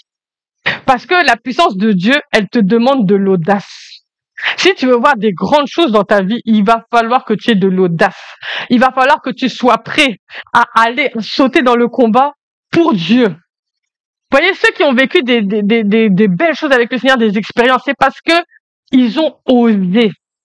Ils ont osé croire Dieu. Ils ont osé parler au nom de Dieu. Ils ont osé prendre le parti de Dieu et dire, à cause de mon Dieu qui est comme ça, moi je vais faire ça. Et ils ont eu de l'audace. Et le conquérant vainqueur, il est comme ça. Le conquérant vainqueur, il a de l'audace. Et il se jette dans les combats. Il se jette dans les défis. Parce qu'il sait qui est derrière lui. Vous voyez? Il connaît qui est derrière lui. Et il faut pas avoir un esprit de peur, mais il faut chasser la peur et il faut être dans l'audacieux. Il faut être courageux pour le Seigneur. Amen. Parce que sinon, tu ne verras pas la puissance de Dieu. Tu ne verras pas tout ce que Dieu veut faire au travers de toi. Il y a des choses, Dieu va te demander des pas de foi. Il va te demander de faire un pas de foi. Toi, tu vas dire, ah non, moi je reste dans mon petit confort, dans mon petit carré. Je suis habitué ici, tout va bien. Pourquoi encore sortir? Pourquoi me lancer? Non, si tu dois défendre les intérêts du royaume, si tu dois prouver aux gens que ton Dieu est vivant, et pour ça, ça te demande de faire des pas de foi, il faut le faire. Il faut le faire. Il y a des fois, tu vas parler des choses en public. Tu vas dire, hey, vous ici, là, vous parlez comme ça, là. Vous savez pas, mon Dieu est vivant. Vous allez voir. Et puis, tu vas commencer à déclarer des choses. Mais Dieu, il aime ça. Si tu commences à parler comme ça, non, Dieu, il est derrière toi. Dieu, il est derrière toi. Parce que Dieu, il aime qu'on l'engage selon sa parole, bien sûr. Faut pas aller sortir autre chose. Mais selon sa parole, Dieu aime que tu l'engages dans la foi. Dieu aime que tu oses. Parce que là, il nous a pas donné un esprit de peur. On est des conquérants vainqueurs. Et c'est en étant conquérant comme ça que tu vas pouvoir voir la puissance de Dieu. Tu vas faire éclater la gloire de Dieu au travers du Saint-Esprit. Donc, il faut être prêt. Parce que souvent on dit, non, moi je suis prêt à tout pour le Seigneur. Moi je suis prêt à mourir pour le Seigneur. Hein? Nous tous on a dit ça. Non, moi je suis prêt même si on va me crucifier. Attention, parce que si on dit qu'on est prêt à mourir pour le Seigneur, et puis voilà les peurs qui sont en train de nous remplir. C'est pas compatible en fait. Donc la Bible nous dit, il faut refuser la peur, il faut refuser de nous inquiéter et chasser l'esprit de peur. Refuse de t'inquiéter. La Bible dit dans Philippiens 4, versets 6 à 7 que vous connaissez très bien, ne vous inquiétez de tout. Inquiétez-vous de tout et en toute chose, ne faites pas connaître vos besoins à Dieu. C'est ça? C'est pas ça. Ne vous inquiétez de rien, mais en toute chose, faites connaître vos besoins à Dieu par des prières, par des supplications, avec des actions de grâce. Et qu'est-ce qui va se passer? La paix de Dieu, qui surpasse toute intelligence, gardera vos cœurs et vos pensées en Jésus-Christ. Amen. Donc le conquérant vainqueur, il chasse la peur. Régulièrement, il chasse la peur. Et il est audacieux. Il a le courage de faire les choses pour Dieu. Il ne se laisse pas empoisonner par des peurs. Ah, qu'est-ce qu'on va manger demain? Est-ce que j'aurai une voiture? Est-ce que j'aurai un travail? Est-ce que je pourrai travailler? Tout ça là, c'est des peurs. Vous voyez? Renonçons à nous inquiéter. Chassez l'esprit de peur de vos vies. Régulièrement, je vous encourage à le faire. Chassez l'esprit de peur. Et laissez-vous remplir par l'esprit de courage, le Saint-Esprit. Laissez-le vous remplir et devenez audacieux dans votre foi. Jetez-vous dans des choses. Moi, il y a des fois dans ma vie comme ça, j'ai fait des déclarations, j'ai dit, après, quand je suis rentrée chez moi, j'ai dit, qu'est-ce que j'ai dit? J'ai dit, je me suis engagée dans des problèmes. Je me suis engagée dans des problèmes. Quand je devais me marier, mes parents, ils avaient des difficultés pour pouvoir payer les billets d'avion. Et puis, il y avait eu trop de problèmes autour de notre mariage, tout. Il y avait des oppositions.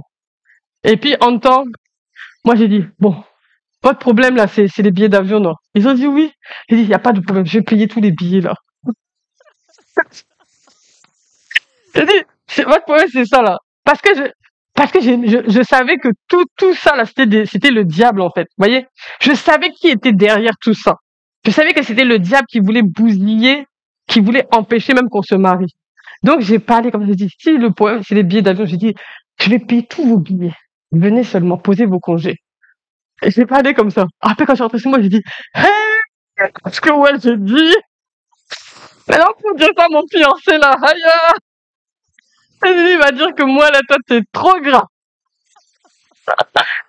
Mais j'ai parlé comme ça. Mais au moment où je le disais, j'avais une assurance, en fait. J'avais une assurance que non, le diable là, ne peut pas gagner, en fait. Il peut pas gagner. Tout ça, c'est son travail. Il peut pas gagner. C'est pas possible. C'est pour ça que j'ai parlé, en fait. Mais je vous assure, j'ai payé les billets. J'ai payé les billets et puis on s'est mariés. On s'est mariés. Vraiment, Dieu est fidèle. Et il y a eu plusieurs fois comme ça, j'ai engagé Dieu. Mais c'est pas sur des présomptions et tout ça, parce que il s'agissait de montrer que le diable là, ne peut pas gagner, en fait. Vous voyez? Et il y a des fois aussi, même dans la guérison, il faut engager Dieu. Il faut engager Dieu. Une fois, j'ai déjà raconté ce témoignage. Une fois, j'étais en Afrique. C'était dans mes premières fois où j'allais en Afrique. Et puis, je me suis retrouvée, j'ai attrapé un truc bizarre. Moi-même, j'étais dans la santé. Moi-même, je connais comment, je connais les diagnostics, je sais comment on soigne les gens et tout. Mais ce que j'avais là, moi-même, je n'arrivais pas à comprendre qu'est-ce que c'était. Parce que on me faisait tous les examens, il y a rien, on trouvait rien. Pourtant, je perdais du poids. Je pouvais rien avaler. J'étais sous perfusion. J'étais faible puisque j'arrivais rien à manger. C'était l'hydratation seulement qui me tenait. J'ai dû perdre au moins 10 kilos. Et j'étais là en l'espace de quelques jours. J'étais faible et on a tout fait. On n'a même pas pu m'amener à l'hôpital. C'est chez moi même on m'a soigné. On est venu me soigner à domicile. J'étais pas bien. Et puis je me disais, est-ce qu'il faut que je prévienne mes parents? Je savais même plus ce que je devais faire. En fait, j'étais toute seule. Moi, toute ma famille, elle est en France. Donc, j'étais toute seule en Afrique. Et voilà ce qui m'arrive. Je commençais à dire, ah, vraiment, Seigneur, je priais toutes sortes de prières, je parlais en langue, tout. Rien ne se passait. En même temps, il y a un frère qui m'appelle. Et puis il dit, que tu es où? J'ai dit, non, bon, je peux dire qui c'est un des fils de papa Karambiri. Il m'appelle et puis il dit, que tu es où? J'ai dit, non, moi, je suis malade. Moi, je te dis que je suis malade. Donc, je proclamais encore ma maladie. Je dis, moi, je suis malade. Et puis, il dit, encore. Donc, tu es couché chez toi. Il dit, ok. Oui, il parle comme son père. Hein. Et il dit, ok. Donc, la maladie, là, n'a qu'à te prendre en même temps. Et puis, il l'a raccroché. Il dit, hein? Je dis, mais quel toupet! J'ai dit, mais lui, il se prend pour qui, là? Et puis, il m'avait dit un truc du style, oui, c'est parce que tu veux bien que tu es comme ça. Moi, j'ai dit, mais il se prend pour qui? Tout, quand il m'a raccroché au nez. En plus, il me raccroche. Donc, j'étais en colère comme ça. Et puis, pendant que j'étais en colère, il y a une voix au fond de moi qui m'a dit, mais est-ce que c'est pas vrai ce qu'il a dit? Ah! Non, c'est pas possible. C'est pas possible. Et là, il y a une sainte colère qui est sortie de mon cœur. Du fond de mes entrailles. J'ai dit, mais c'est vrai, en fait. J'ai dit, en fait, il y a du vrai dedans. J'ai dit, la maladie, là, ne peut pas vaincre Jésus en moi, non. J'ai dit, c'est ce que la Bible dit, là. Donc, c'est terminé. J'ai dit, moi, c'est terminé. Je suis guéri maintenant. Top. Moi, je savais retirer une perfusion. J'ai retiré ma perfusion. J'ai fait mon pansement moi-même. J'ai ramassé tous les médicaments qu'on m'avait donnés. J'ai attaché. J'ai été jetée. Même quand je me suis levée pour faire tout ça, là, je voyais la terre tourner comme ça. La terre tournait autour de moi. Je me suis levée, j'étais m'asseoir au salon parce que ça faisait longtemps que j'étais pas partie m'asseoir. Après, j'ai dit non, il faut même que je me douche parce que on me faisait un petit peu des petites toilettes comme ça, mais je m'étais même pas douchée depuis plusieurs jours. Je suis partie dans la douche. Je vous assure, j'ai cru que j'allais m'évanouir dans la douche. Je me suis douchée tant bien que mal. Et puis, j'ai été m'asseoir au salon. On m'avait dit non, comme sûrement c'est des germes, tout, il faut surtout pas que tu consommes du sucre, tout. Mais de toute façon, je n'arrivais pas à manger. il y a un frère qui est passé par là, j'ai dit, s'il te plaît, tu peux aller me chercher. On m'avait dit pas les fruits non plus. J'ai dit, pas aller me chercher des pamplemousses, s'il te plaît, avec du sucre. Et je dis que, et il va, il revient, il dit que c'est pour toi, non. J'ai dit, donne-moi. Il dit, non, j'ai dit, donne-moi. J'ai pris le pamplemousse, j'ai mis plein de sucre dessus, et puis j'ai mangé. Je n'avais pas mangé depuis des jours et des jours. Et puis il me regarde comme ça, avec des yeux. Il se demandait où était ma perfusion. J'ai dit, hey, moi ici, je suis guéri. J'ai dit, si je vais mourir parce que j'ai cru en Jésus, là, je vais mourir. Mais si Dieu aussi est vrai, là, je vais vivre.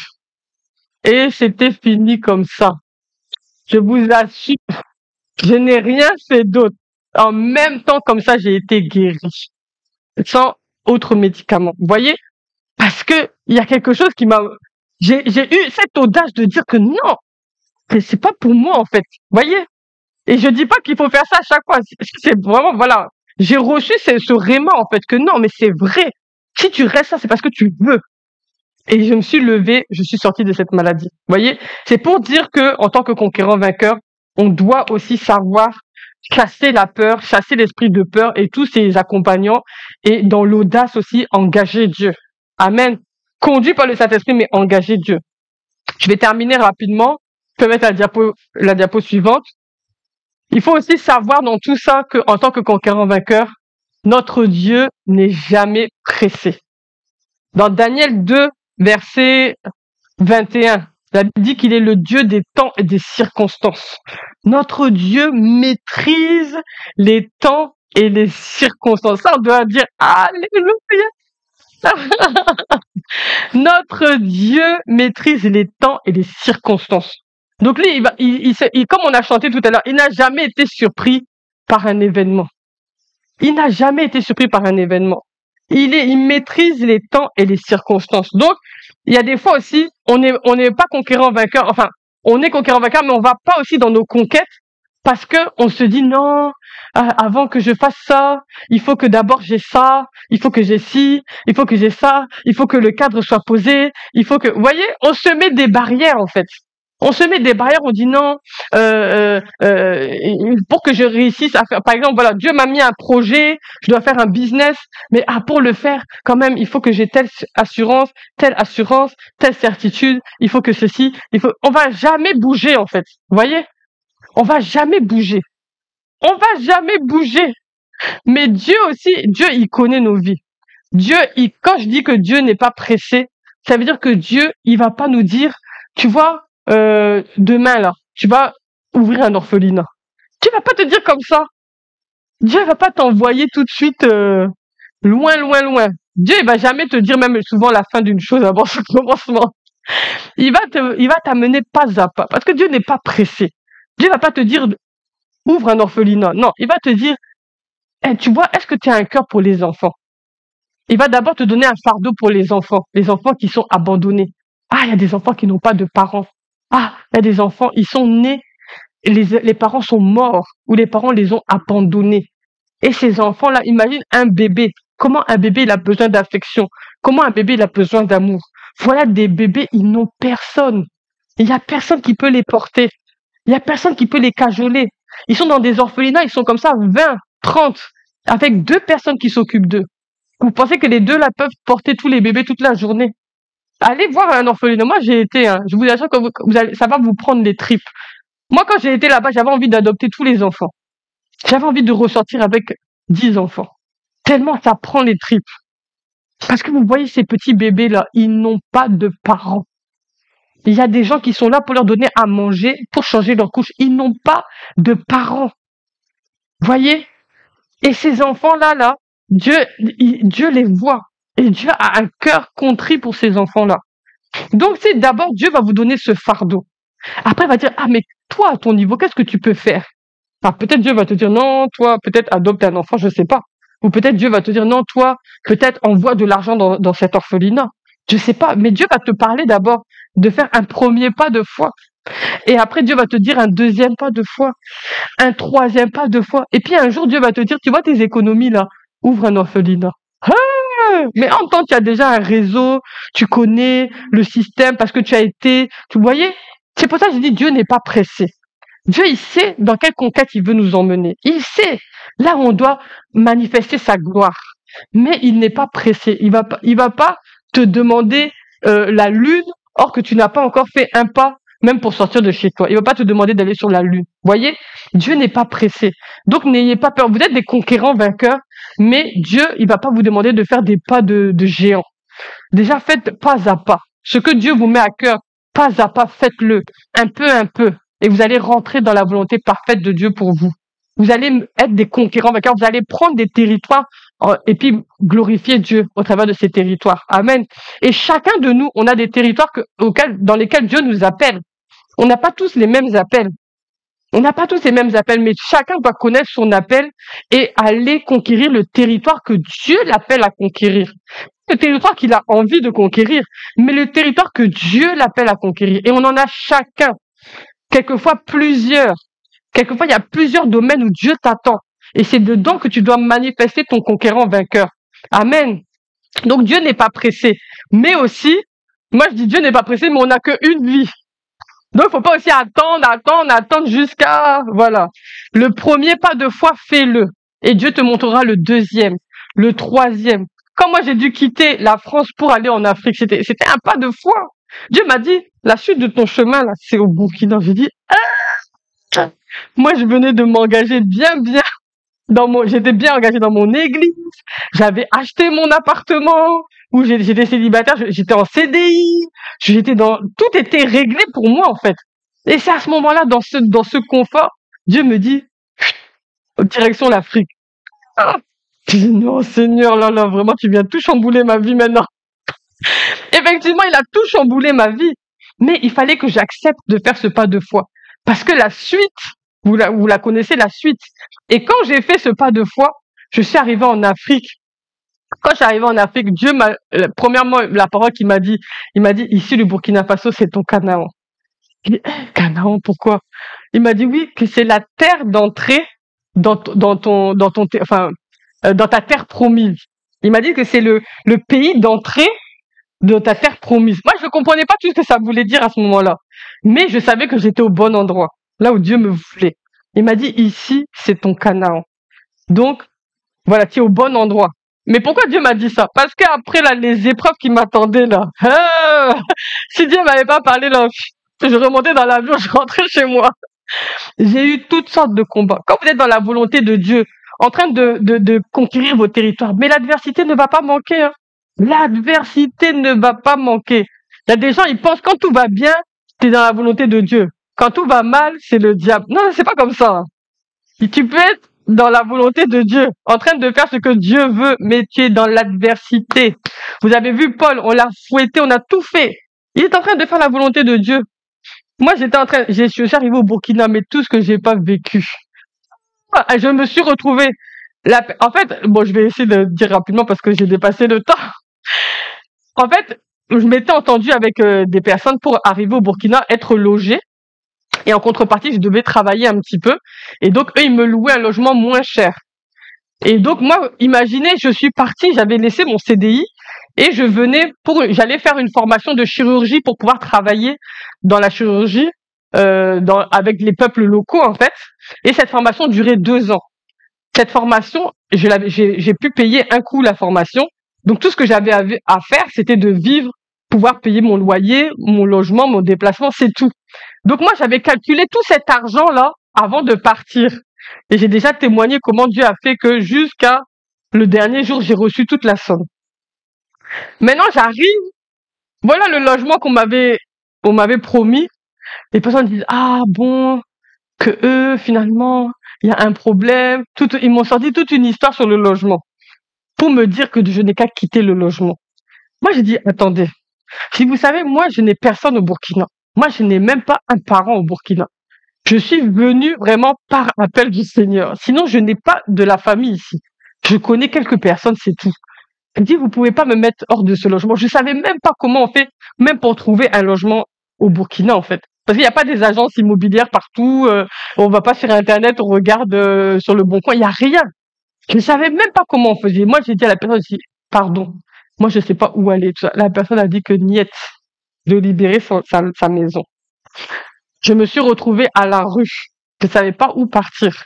C'est un frère de l'église qui m'a dit, ah, je vais demander à ma tante si tu peux dormir chez elle quelque temps. Et puis c'est comme ça, j'ai logé là-bas pendant jusqu'à trouver un logement. Vous voyez?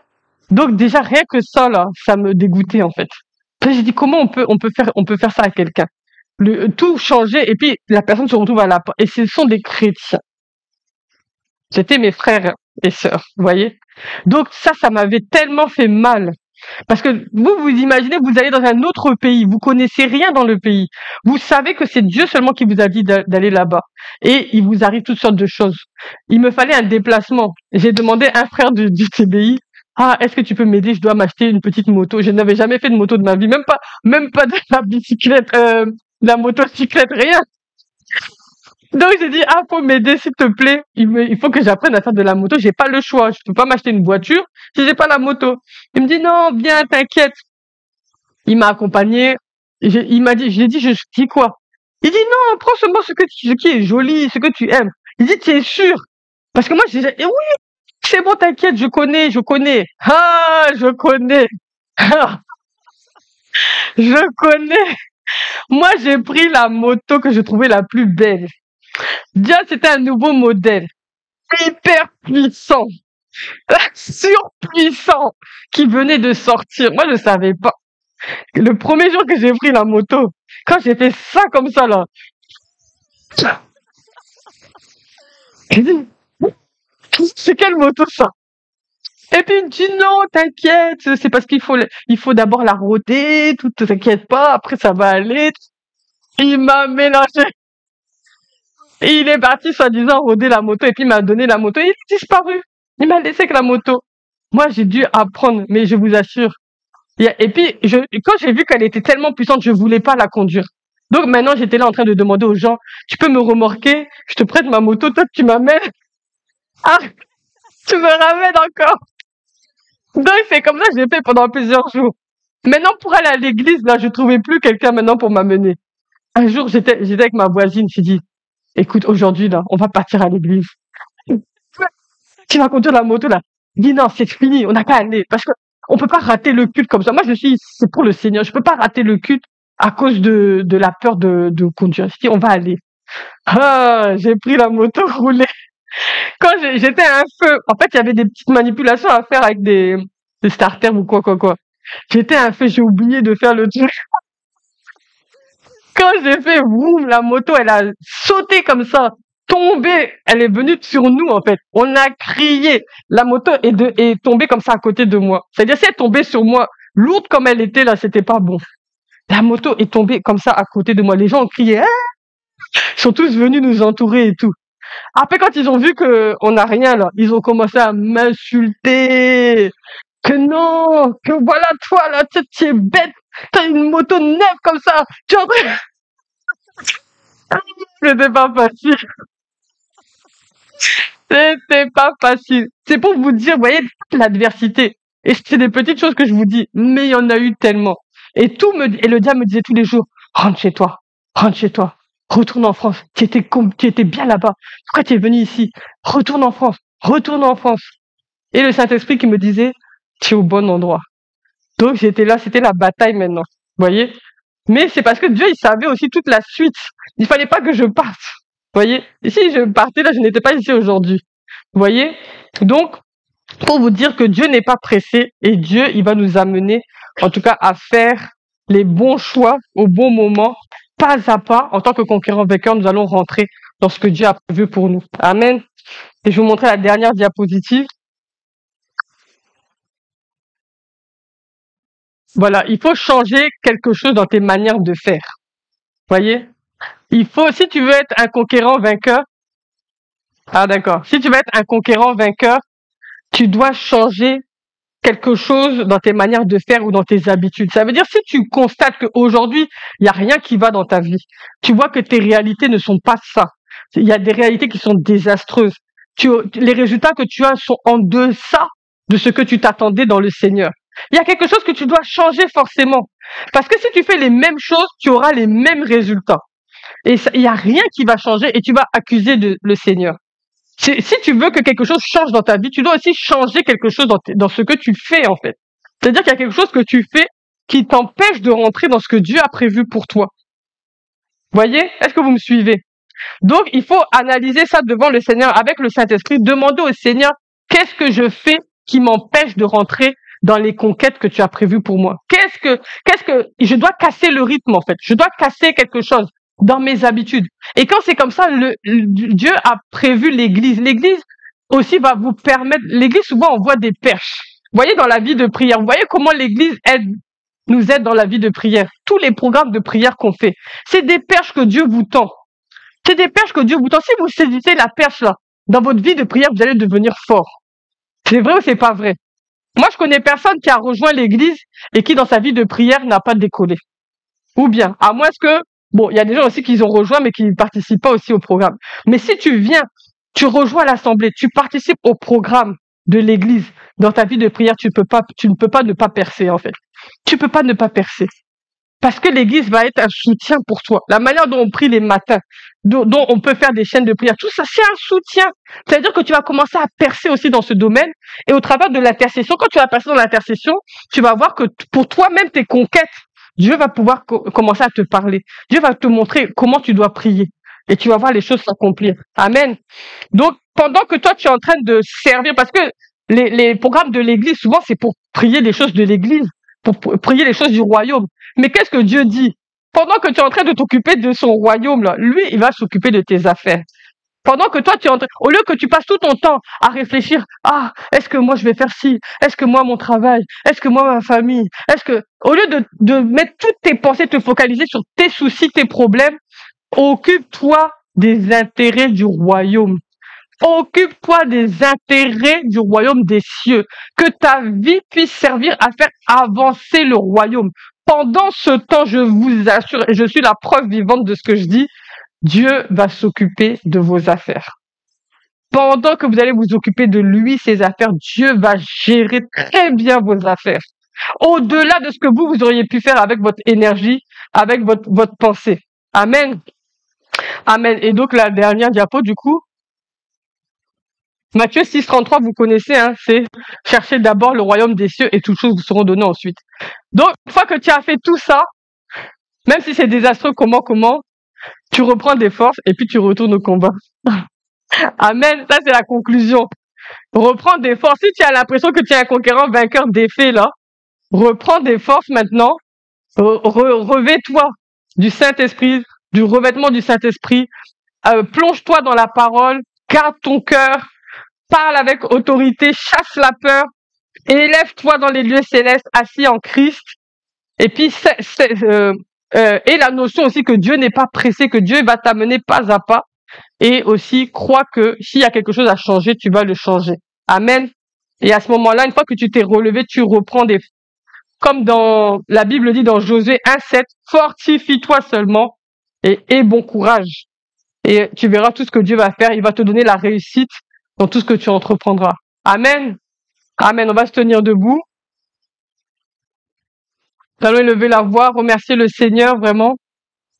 Si Dieu t'a parlé, en tout cas si tu t'es reconnu dans quelque chose, si tu as reconnu ta vie, tu as reconnu tes combats, tu as reconnu voilà les endroits où tu as l'impression que tu es défait, tu as l'impression que tu es défait dans certains domaines de ta vie, dans certaines conquêtes que Dieu a mis dans ton cœur. Ce matin en tout cas, et ouvre ton cœur, parle au Seigneur, dis-lui ce que tu as à cœur de faire, remets-toi dis-lui de sonder ton cœur et lève ta voix au nom de Jésus. Oh oui, Seigneur mon Dieu, nous te disons merci. Merci Seigneur de nous avoir parlé ce matin.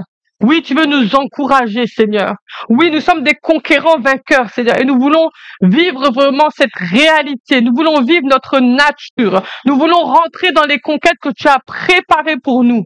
Merci, Seigneur, mon Dieu, que c'est toi qui nous conduis. Merci que c'est toi qui nous dirige. Merci, Seigneur, que nos vies sont gagnées en toi. Seigneur, c'est pourquoi ce matin nous nous confions en toi, Seigneur. Oh, je te remets mon frère, ma sœur. Je te remets chacun de nous. Conduis-nous, Seigneur, à rentrer pleinement dans ce que tu as préparé d'avance.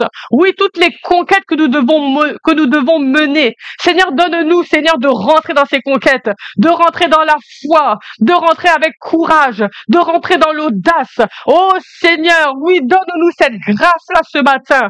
Oui, de rentrer pleinement dans ce que tu as préparé pour nous. Oui, nous sommes conquérants vainqueurs et nous conquérons nos territoires. Merci Seigneur pour toutes ces victoires. Merci Seigneur mon Dieu pour toutes les victoires de mon frère, de ma sœur. Oh, merci que l'ennemi est vaincu dans sa vie. Merci que les mensonges de Satan, Seigneur, sont détruits ce matin dans les cœurs de mes frères et mes sœurs. Dans le nom puissant de Jésus-Christ, je détruis toute semence satanique dans les pensées au nom puissant de Jésus-Christ. Oh, je déracine toutes les semences de l'ennemi dans les faux raisonnements, les mensonges dans nos cœurs, dans nos pensées. Je les déracine dans le nom puissant de Jésus-Christ. Oh, je proclame, Seigneur Saint-Esprit, que tu règnes dans nos pensées, tu règnes dans nos cœurs, tu prends toute la place. Oh, ta parole remplit nos cœurs. Oui, Seigneur, l'assurance du Saint-Esprit remplit nos cœurs. Nous sommes revêtus de ta grâce, revêtus de ton pouvoir, revêtus de ta puissance, revêtus de ton autorité, Seigneur. Merci que nous allons, Seigneur, par ta grâce, que nous allons par ta puissance et que nous remportons, Seigneur, nos différentes batailles parce que nous avons gagné la guerre. Oh, sois loué, sois exalté, Seigneur, pour tout ce que tu nous as encouragé ce matin dans le nom puissant de Jésus-Christ. Amen. Amen. Amen. Gloire à Dieu.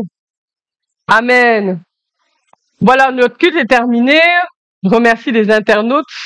Merci de nous avoir suivis dans le nom de Jésus.